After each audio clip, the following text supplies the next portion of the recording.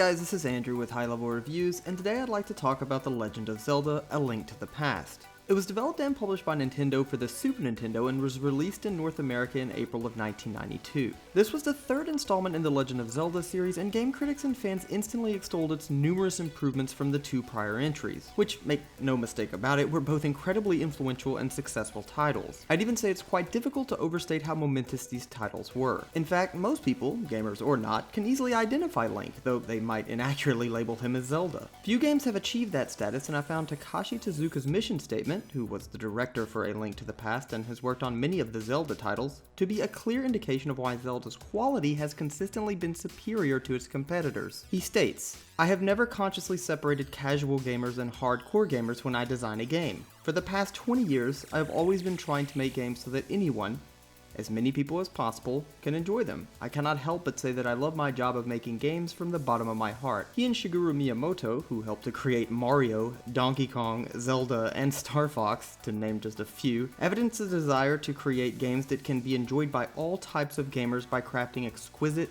accessible, and varied experiences time and time again, mesmerizing successive generations of gamers with 18 main entry Zelda titles spanning all of Nintendo's major consoles. After the release of the second game, which many consider still to be the black sheep of the series, fans were itching for a return to the first Zelda style, and despite 2's influence and additions still being felt today, that is exactly what they got. A Link to the Past is in many ways an upgraded and refined replaying of the first Zelda. That being said, many of the innovations, such as the hookshot and a chunk of the musical pieces, have gone on to be used for the rest of the series, in some form or another. It's clear to see the influence Zelda has had on gaming and pop culture, but more specifically, it's apparent how important A Link to the Past was in establishing its place as one of the best and most intriguing video game series ever created.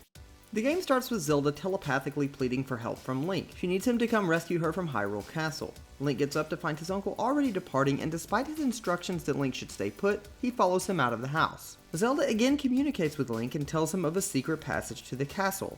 Link finds it and finds his uncle fighting for his last breath. His uncle hands him his sword and shield just as he passes. He eventually rescues Zelda, gets to Sanctuary, and is told about the Master Sword he needs to fight Aghanim. In order to retrieve the sword, though, he needs to acquire 3 pendants scattered all over Hyrule and hidden in dungeons to prove his worth. After finally accomplishing this, the story takes yet another turn as Aghanim steals Zelda again and transports all 3 to the Dark World, where Link must rescue the 7 imprisoned maidens from dungeons around the world. While Zelda's story takes a noted backseat to the gameplay, more specifically the puzzle-solving aspects of the game, it nevertheless provides the perfect incentive to keep the player moving forward. Some exposition can be provided via text dumps at crucial game-changing events, and it admittedly can break the flow of the game and is a lot to process in the moment. Still, a lot of story and background information is told through environmental changes and atmosphere as well. A Link to the Past Dark World does this beautifully. Just by demonstrating the very real and grim changes in the Dark World, the creators showed the player the dire situation Link and Zelda were in, and in fact all of Hyrule. It's a dramatic, enduring twist a little less than halfway through the game to not only change up the world and the difficulty, but to also use that change as a clear indication of the protagonist's circumstances.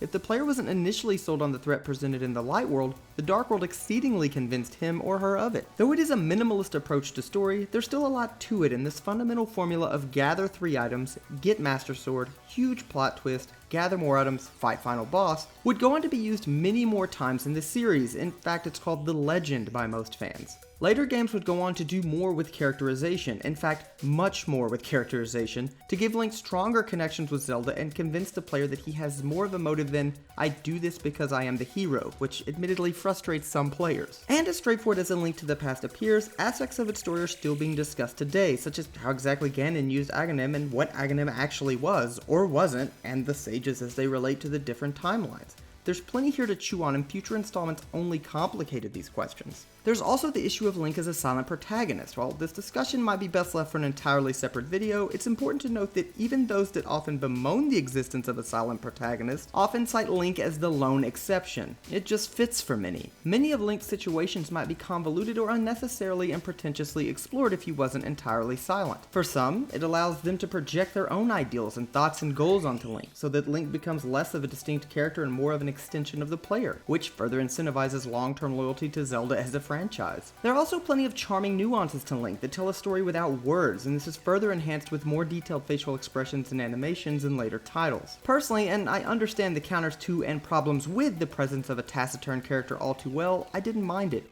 specifically in A Link to the Past. Though I didn't necessarily project any of myself onto Link, and some have argued that self-projection isn't the purpose of a silent protagonist anyway, I didn't see the need. I understood his motivations and gathered the necessary details from the sparse narrative and the meticulously designed world. The story definitely plays second fiddle to the stellar and top-of-the-line gameplay, rarely forcing you to stop and endure long sequences or contemplate some dangling plotline.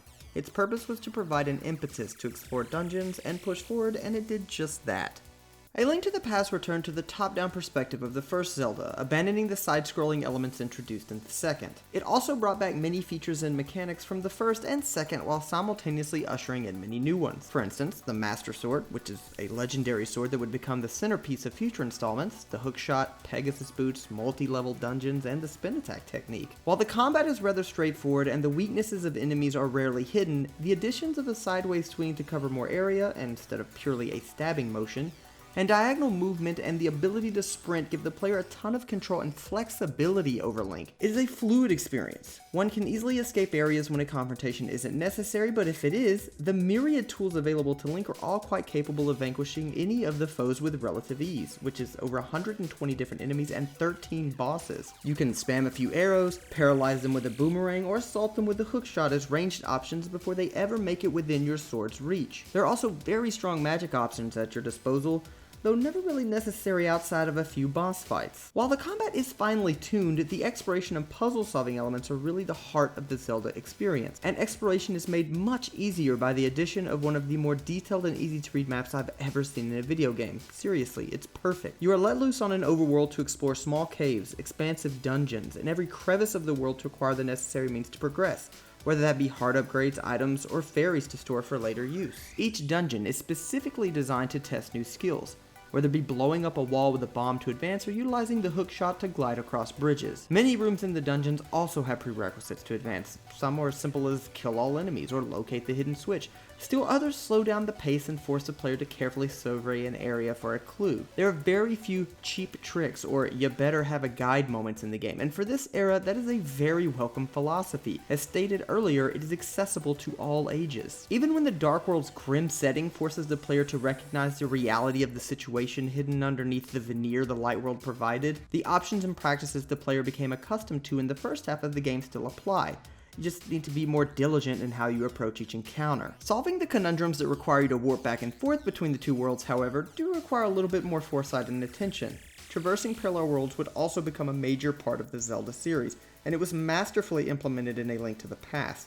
It didn't feel gimmicky or tacked on to artificially prolong the game. It flowed naturally and added depth to the world and its inhabitants, often showing the player the transfigurations of those that entered this parallel world. A world where Ganon was able to complete the Triforce and enact his unethical and nefarious vision. It's this moment that the player truly understands how important Link's task is. Though some complained about a lack of motive, I didn't find that to be an issue after a few particularly rough scenes in the Dark World. Zelda often shows you why the good in good versus evil matters, as cliche as that might sound. Rather than holding the player's hand and beating him or her down with line after line of text until there's no way to misinterpret a game's codified moral system, Zelda shows you the terrifying alternative and knows you'll grasp the gravity of Link's quest. Sure, you're literally told what is expected of you, but it is done in a substantially less overbearing way than most video game narratives. The gameplay is top notch. A player could ignore all other aspects of the game, though I'd strongly advise against this, and walk away with a clear indication of why this title has endured so many years in a constantly evolving industry.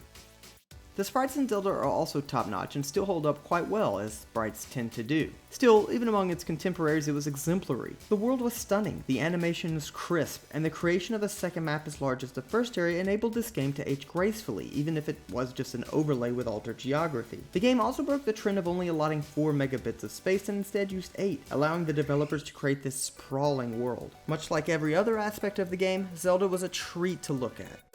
The legendary video game composer and sound director Koji Kondo is responsible for the music in A Link to the Past. Kondo's first score was Super Mario Bros., and that should immediately establish his credentials. Many of the tracks in this game went on to be used in the rest of the series.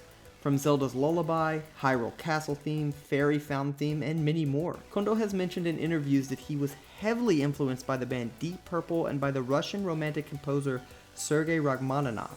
This variance can be noted in his compositions as they are rarely repetitive. Even the slight alterations of previous tracks are done skillfully and creatively. This installment helped to build the core musical library of Zelda as a series, and it did so magnificently. A Link to the Past is truly a piece of gaming history that should be experienced by all. It helped to refine the formula for Zelda and continued building on the solid foundation laid prior to it. While far from story-heavy or inventive even in that area, at its core it is a story of a boy overcoming immense odds. Much like Miyamoto conquered his fear of an unknown cave and eventually retrieved a lamp to reveal its secrets as a child, which apparently was his inspiration for Zelda, Link displays unflappable courage and determination to fulfill every task set before him.